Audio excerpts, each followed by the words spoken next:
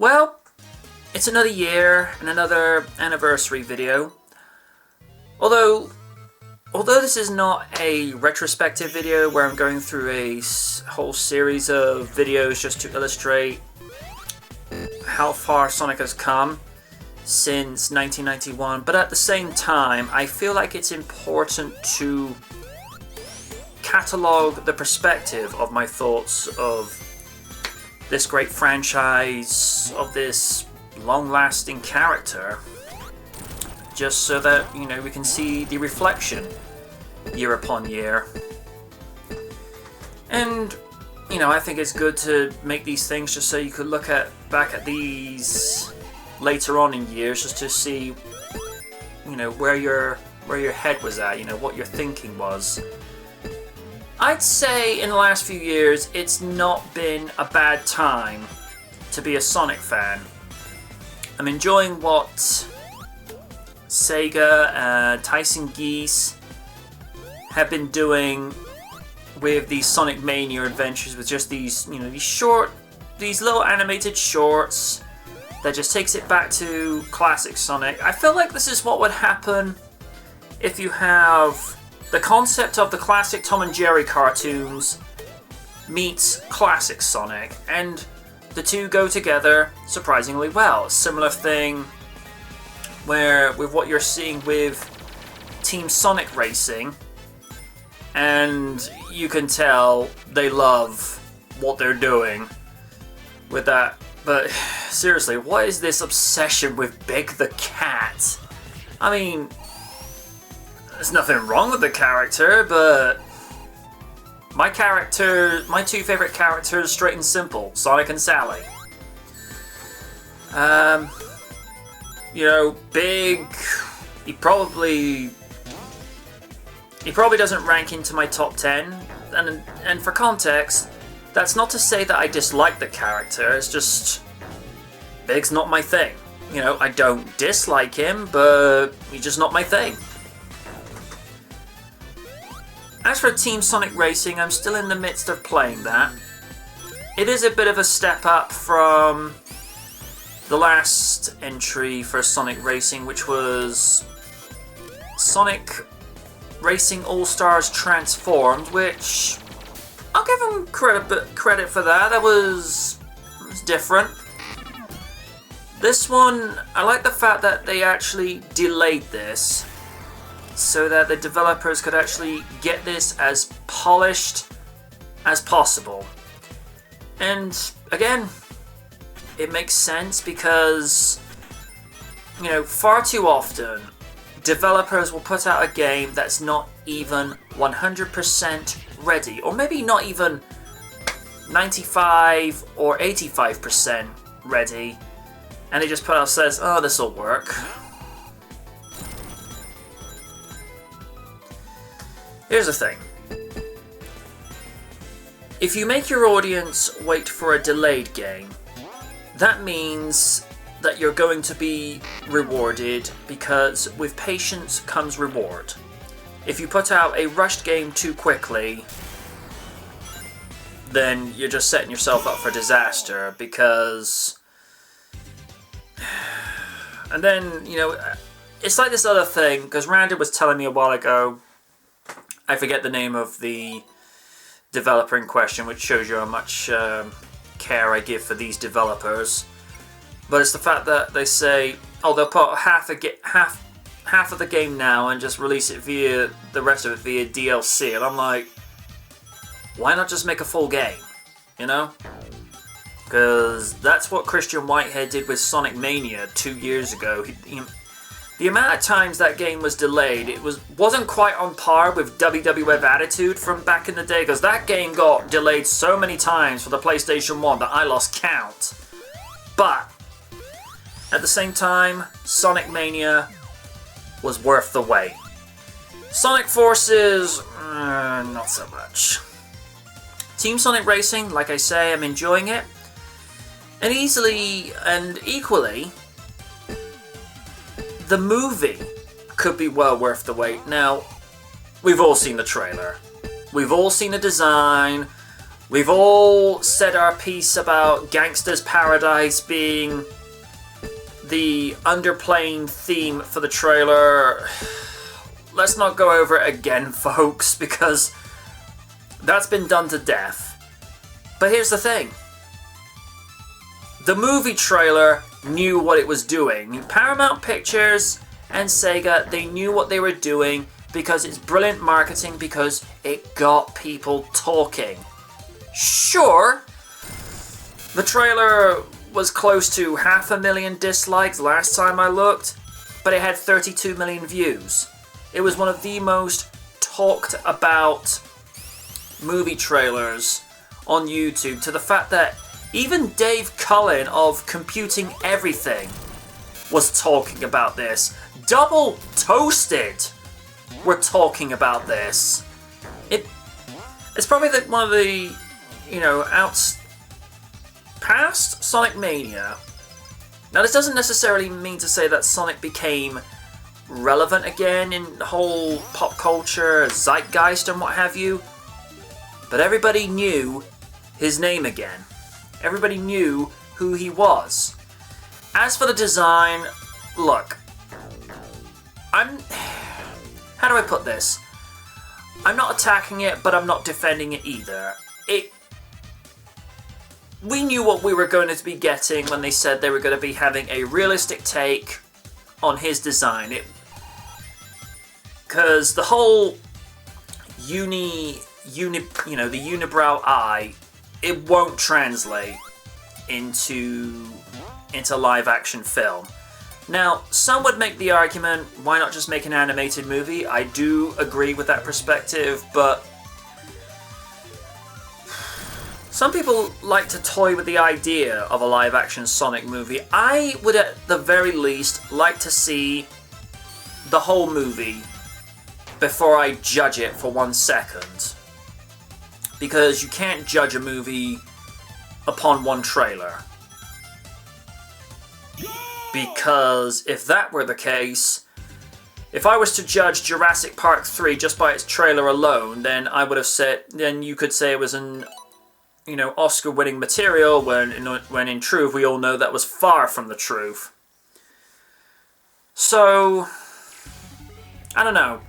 The fact that the director came out and said, okay, we get the message loud and clear, you want something a little bit better, we are going to give you that, we are going to be delaying the movie until we get the best Sonic that he can be. And to hear this from a director, and by extension the movie studios, actually catering to constructive fan criticism, that's actually quite refreshing. Because more often than not, movie studios will just give the proverbial fingers like, whatever.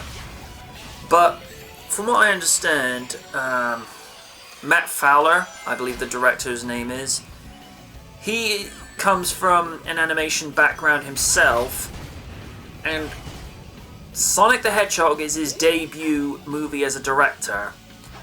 So he wants this to be as good as it can possibly be. So kudos to him for having the humility and the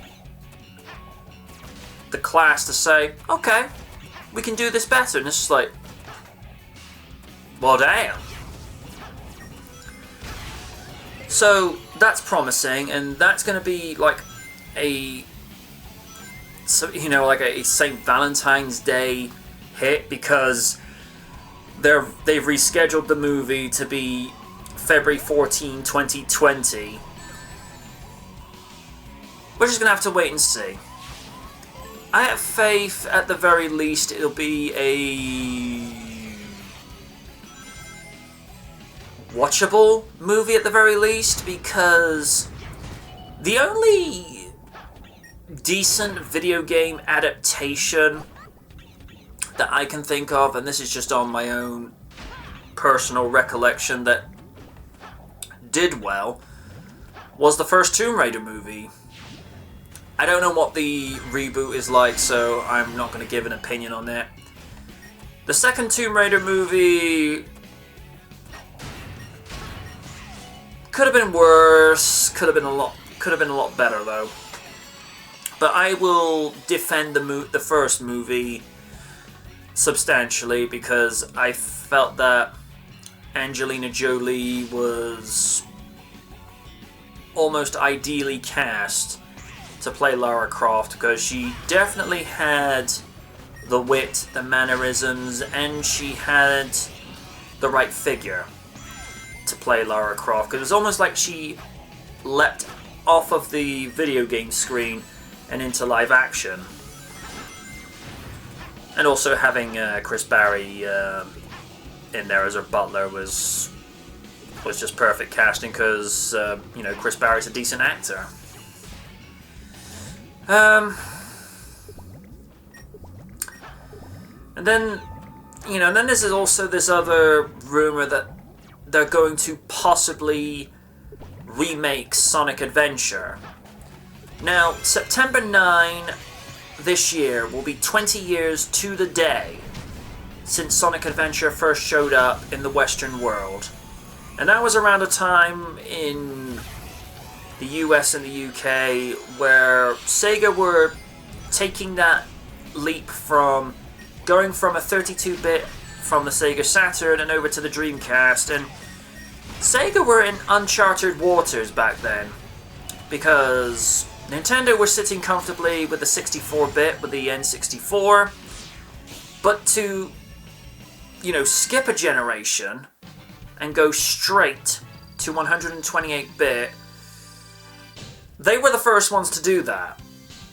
And as I've stated so many times before, they were the first console-based system to have access to the internet. Now, granted, it was through 56K dial-up. Oh, God. Seriously, people, consider yourselves fortunate today with broadband and fiber optic speed because you'll never know the struggle of 56K dial-up. You know, watching YouTube videos, forget that.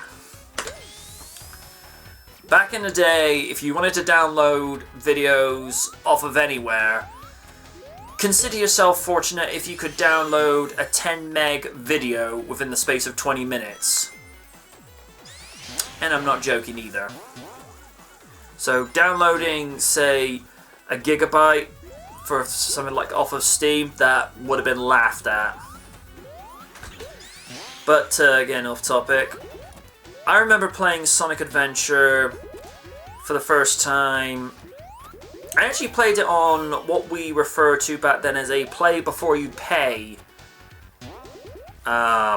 booth. Back in Electronics Boutique in the UK before, you know, Game lost the rights to EB and it just, you know, just became Game itself.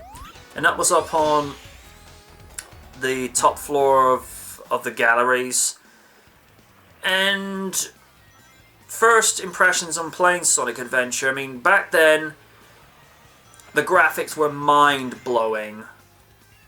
You know, in, you know, late 1999. Today they look incredibly dated, but unfortunately with CG 3D graphics, they're dated within 5 years.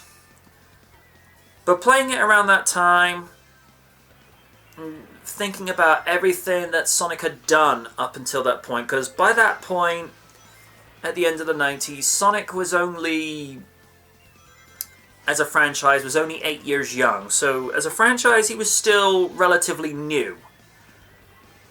And the impressions I had was, it was exciting, it was exhilarating, and it was, in my honest opinion, it was taking what was good about the 16-bit era, but translating it to a 3D perspective. And I'd say the best things that have aged well about Sonic Adventure, the gameplay for starters, the soundtrack is amazing, and the replay value. You know, I have lost count the amount of times since 99 and 2003 when the game was ported over to the Nintendo GameCube, where everything had a much more streamlined look, the graphics were a little bit smoother, less of the blocky looking render that the Dreamcast version had. And here's the thing, and I noticed this in both Sonic Adventure and Sonic Adventure 2. When you look at Sonic's hands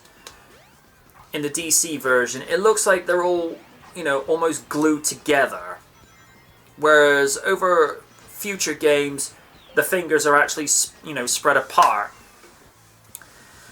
The things that have not aged well about Sonic Adventure is, first of all, the voice acting is terrible. You know, I've mentioned this a few times in retrospectives over the years. You know, to hear Ryan Drummond as Sonic say, "Hey, I'll play with you some other time," that's creepy in '99, and that's even worse 20 years later. Or, "Tails, you're gonna crash! Ah!" But I do take into consideration that voice acting was still kind of a new thing around that time.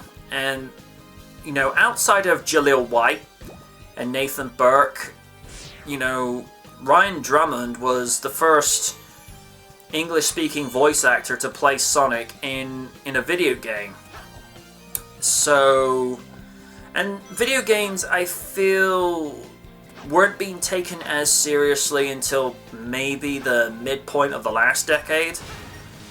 Because if people were putting so much effort into the mechanics of the gameplay, along with the visuals and the soundtrack, then voice acting needed to step up a notch. And one of the few things that was actually reprising about Sonic Forces is the voice cast turned in a stunning performance. I mean, I couldn't think of one single voice actor that turned in a bad performance. I mean, the game was adequate at best, but voice acting, top notch. Now, if only they had done that in previous games. And I'm not going to go on the whole bashing of Sonic 360 because people, it's 2019. Sonic 360 was 13 years ago. Let's just leave it in the past, along with Sonic Spinball as well, which in my opinion is the worst Sonic game ever. My opinion only. But if they do remake Sonic Adventure, it'll be an interesting task to see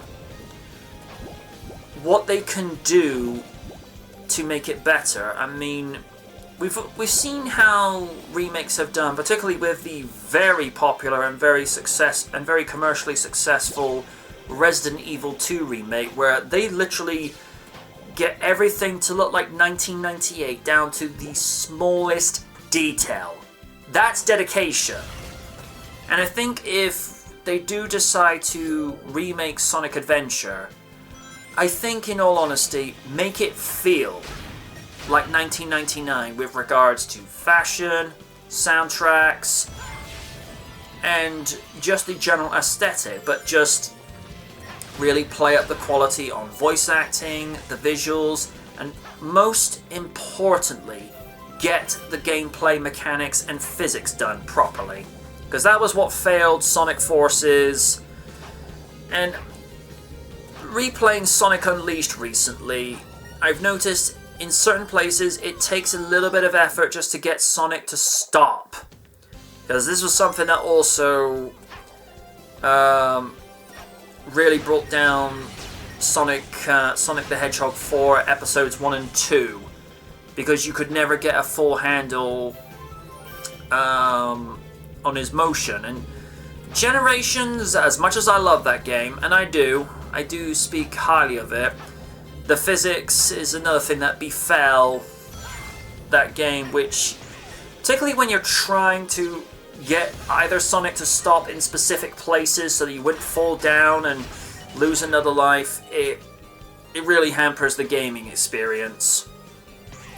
So, yeah, physics is something that Sega need to get to grips with, because as far as I understand, Sonic Team are no more. So it's going to be interesting to see what kind of Sonic game we're likely to get if Sega want to go down the path and actually remake Sonic Adventure. But we shall see. And to end with this, because I'm not going to have this run as long as last year's, because last year's ran for about 33 minutes, and I think that's 33 minutes too long just to do an annual anniversary video. But I'll end with this. Each year since 2011, I have asked the question, where will he be in 20 years from now? Who knows? You know, some argue that would he last until his 25th? He got past his 25th with flying colours. And here we are now at his 28th anniversary, and he's still here and he's going strong.